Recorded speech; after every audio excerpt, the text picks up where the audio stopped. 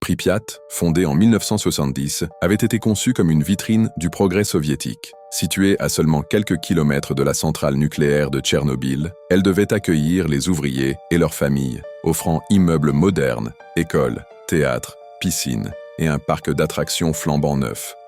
La ville avait été planifiée pour offrir un confort moderne et un cadre de vie idéal. Des rues larges et propres, des jardins soigneusement entretenus, des aires de jeux pour enfants et des centres culturels où les habitants pouvaient se réunir et partager des loisirs. La vie semblait harmonieuse et prometteuse. Des enfants jouant dans les rues, des familles se promenant dans les jardins, et des habitants confiants dans l'avenir que promettait le régime soviétique. Mais le 26 avril 1986, tout bascula. L'explosion du réacteur numéro 4 de la centrale nucléaire transforma Pripyat en un désert silencieux et irradié. Les habitants, pris de panique, durent fuir dans l'urgence, abandonnant derrière eux la totalité de leur vie quotidienne. Les objets personnels demeurèrent sur place. Cahiers scolaires ouverts sur les pupitres, vêtements sur les lits, jouets abandonnés dans les jardins, des photos de famille accrochées aux murs et même des véhicules garés dans les rues. Le parc d'attractions, avec sa grande roue flambant neuve jamais utilisée, devint le symbole de l'arrêt brutal de la vie. Chaque détail raconte l'urgence et l'imprévu de cette fuite. Pripyat est alors devenue une capsule temporelle, où chaque bâtiment, chaque objet raconte l'histoire d'une vie suspendue, figée dans une tragédie invisible. Mais Pripyat intrigue aussi par les phénomènes inexpliqués qu'elle recèle encore aujourd'hui. Certains visiteurs rapportent entendre des sons étranges, des murmures, des craquements dans les bâtiments vides, ou percevoir des mouvements fugitifs à la périphérie de leur vision. Des sensations de froid intense ou de malaise surviennent fréquemment, comme si la ville elle-même réagissait à la présence humaine. Les scientifiques suggèrent que certains effets électromagnétiques liés aux radiations pourraient expliquer une partie de ces sensations. Pourtant, certaines anomalies persistent et défient toute explication rationnelle. Des objets déplacés sans intervention humaine, des plantes et arbres qui semblent croître à une vitesse inhabituelle, ou des niveaux de radiation fluctuant de façon inexplicable, parfois concentrés dans des zones où aucune source radioactive n'est visible. Photographes et vidéastes sur place ont également observé des anomalies visuelles surprenantes. Reflets étranges, distorsions de lumière, silhouettes fugitives ou formes indistinctes apparaissant dans le cadre. Bien que certaines images puissent être dues aux angles de caméra ou à des artefacts techniques, elles renforcent le mystère et donnent l'impression d'un lieu où la réalité se déforme. Les explorateurs urbains décrivent fréquemment une sensation de présence invisible ou de regard, comme si les murs vides, les couloirs et les bâtiments retenaient l'énergie de ceux qui ont vécu ici. Certains témoignages évoquent des frissons soudains ou des bruits inexplicables, renforçant l'idée que Pripyat n'est pas seulement une ville abandonnée, mais un lieu où l'histoire et les événements passés persistent d'une manière quasi tangible. Les anomalies physiques de la ville sont tout aussi fascinantes. Certains sols et structures présentent des déformations inattendues, comme si l'environnement avait été altéré par une force invisible. Des analyses montrent que certains objets et zones retiennent des niveaux de radiation surprenants bien après les mesures de confinement.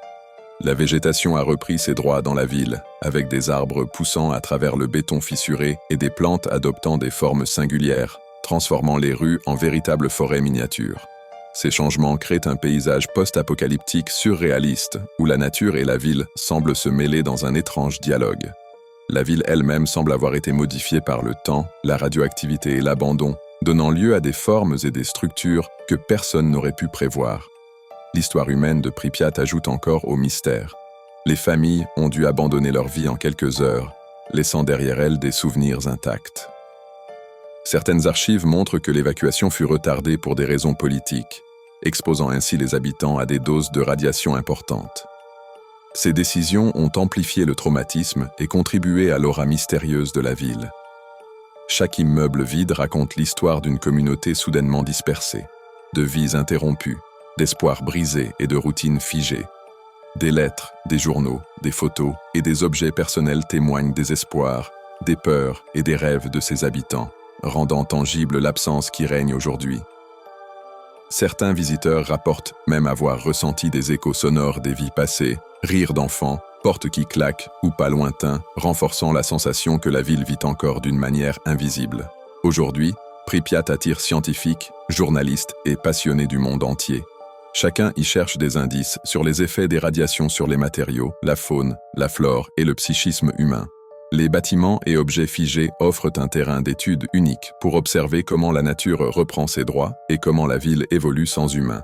Les anomalies physiques, combinées aux phénomènes visuels et auditifs, font de Pripyat un laboratoire vivant où chaque pas révèle un mélange fascinant d'histoire, de science et de mystère. Les visiteurs repartent souvent avec le sentiment que la ville n'est pas seulement abandonnée, mais qu'elle conserve l'empreinte de toutes les vies qui l'ont habitée. Au fil des décennies, Pripyat est devenue un symbole universel. Elle incarne la fragilité de la civilisation face aux catastrophes, l'influence invisible de la technologie et de la nature, et la persistance du mystère même dans un monde rationnel. La ville montre que même les lieux les mieux planifiés peuvent basculer dans l'inattendu du jour au lendemain. Les anomalies, les bâtiments figés et les objets abandonnés créent un récit où le réel et l'inexplicable coexistent, fascinant et effrayant à la fois. Pripyat reste un lieu unique, où chaque pierre, chaque mur, chaque objet raconte une histoire qui dépasse l'entendement. Et toi, que penses-tu de Pripyat et de ces phénomènes étranges?